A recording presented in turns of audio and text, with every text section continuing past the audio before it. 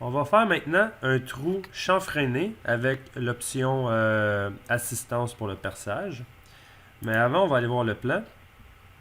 Ici, le deuxième trou, c'est un trou chanfreiné pour une vis 3/8 à tête fraisée, 82 degrés à 6 pans creux. En fait, le trou chanfreiné pour une vis 3/8, on va voir à quoi ça ressemble. C'est ça ici. C'est une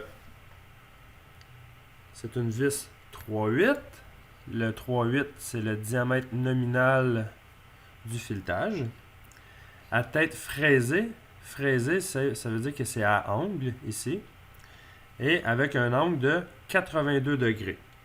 Avec un 6 pans creux pour un aligné. Alors, on va faire un trou chanfreiné pour ce type de vis-là. Alors, on retourne sur le plan. On va créer le trou chanfreiné. Alors, assistance pour le perçage. On va sélectionner l'option fraisage. En fait, c'est pour un trou chanfreiné. Et on règle les options.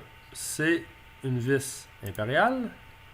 C'est une tête fraisée, mais avec un 6 pans creux. Alors, on sélectionne la vis à tête fraisée à 6 pans creux. Et ensuite, la taille du fil de la vis, c'est du 3/8. Ça, c'est le diamètre nominal. L'ajustement, on va le laisser à normal. L'ajustement, ça, c'est le jeu entre le trou et la vis. On va afficher la taille personnalisée pour voir en détail qu'est-ce que ça donne. Ici, on a un diamètre de perçage de 397 mm. Ensuite, on a un diamètre du fraisage. Je vais vous montrer tantôt c'est quoi. Pour être clair, c'est le diamètre du chanfreinage qui est à 781 mm. Et on a l'angle de 82 degrés.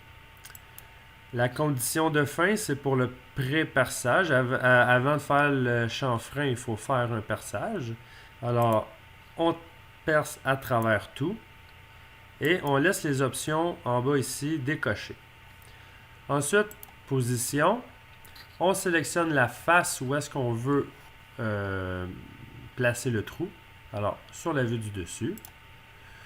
Ensuite, on vient localiser grossièrement la position du trou. Et je fais Escape pour annuler en fait le deuxième, troisième, quatrième trou. Là. On fait Escape. Je vais aller sur ma vue du dessus pour bien voir. Et on va faire cotation intelligente pour placer le trou.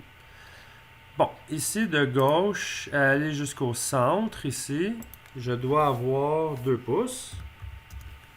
Enter. Et de l'arrière de la pièce, aller au centre du trou, je dois avoir 750. Et voilà, cotation, c'est terminé.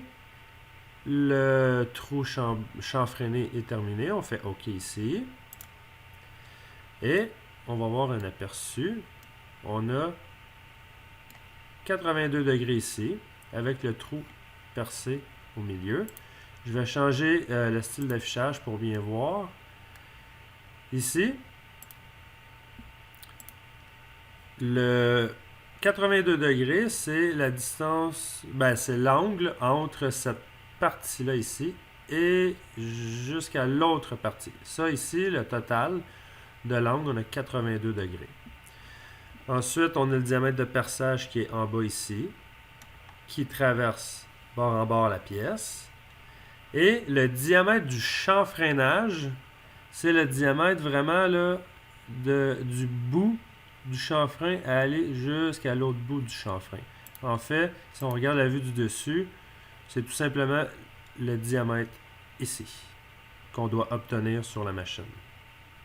Alors, avec la fraise à chanfreiner, c'est la fraise qui va faire l'angle du chanfrein. Fait que si on prend une fraise 82 degrés, ça va nous donner 82 degrés. Si on a besoin de faire un chanfrein à 90 degrés, on prend une fraise à chanfreiner 90 degrés. Le machiniste, lui, doit contrôler la dimension du trou percé. en choisissant le bon forêt.